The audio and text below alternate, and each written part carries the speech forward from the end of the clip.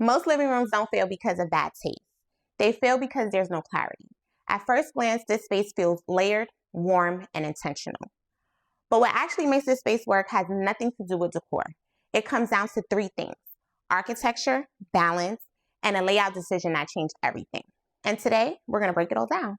So, come on in.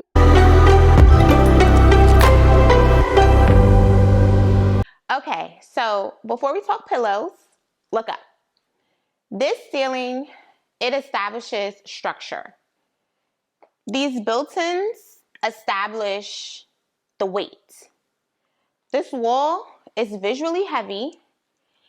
It has deep wood tones, and it gives off a deep presence. Here's where I find most rooms go wrong with that.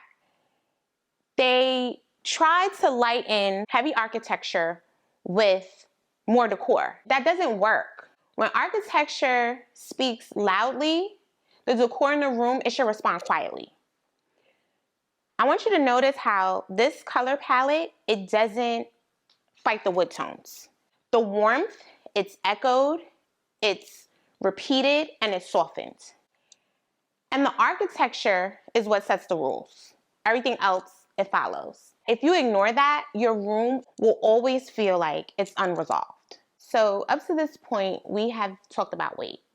The built-ins are heavy, the ceiling is structured, the room has strong lines. That kind of presence, it requires an equally intentional response. And this is where I feel most living rooms lose clarity. The easy choice in here would have been a sectional or a sofa paired with two accent chairs.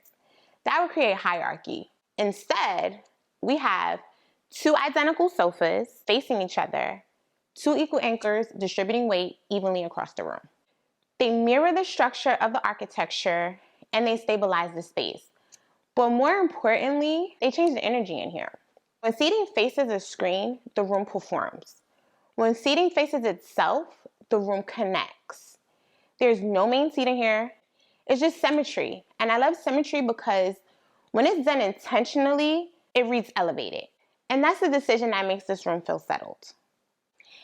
If there was only one sofa in here, this entire room would lean. And the architecture will overpower the space. But the symmetry, it stabilizes the visual weight, and the stability, it reads as expensive. Now, this rug, the stripes in the rug, it introduces contrast while also staying within the color palette.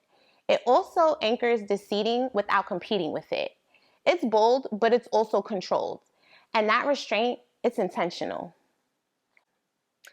A living room isn't just visual, it's spatial. Look at the difference between the sofas. Equal spacing with clear circulation. Conversation in here, it happens naturally, and movement, it isn't obstructed. There's also balance between intimacy and openness. When it's correct, styling, it becomes effortless. When layout is wrong, no amount of pillows can fix it. Function also eliminates friction, and friction is what makes a room feel off. So you have to solve the layout first, and everything else simply becomes refinement. Newsflash, color doesn't create warmth, texture does. Smooth glasses, matte black, soft upholsteries, natural wood, structured stripes.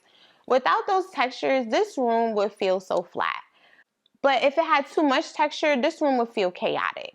So the balance in here is restraint. Notice the repetition. Black appears in small doses, wood tones echo subtly, shapes on repeat, with round objects softening strong lines. That's what keeps it elevated. So I find that built-ins are often overstocked. In here, the negative space is doing just as much work as the objects. The books vary in orientation and the objects vary in scale. Nothing is overcrowded.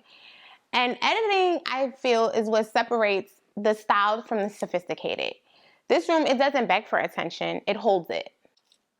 A finished living room has three things: a clear purpose, a controlled palette, and repetition without excess.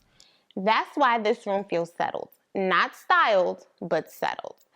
There's no tension in here, there's no competition for attention, and no visual confusion, just alignment. So, If your living room feels unfinished, don't start by adding more. Start by asking, is the layout aligned with the architecture? Is the weight balanced? Is the repetition intentional? When those answers are clear, the room works. And when a room works, you feel it immediately. When a room holds itself well, the people inside of it do too. Thank you for being at home with me, and I'll see you in the next one.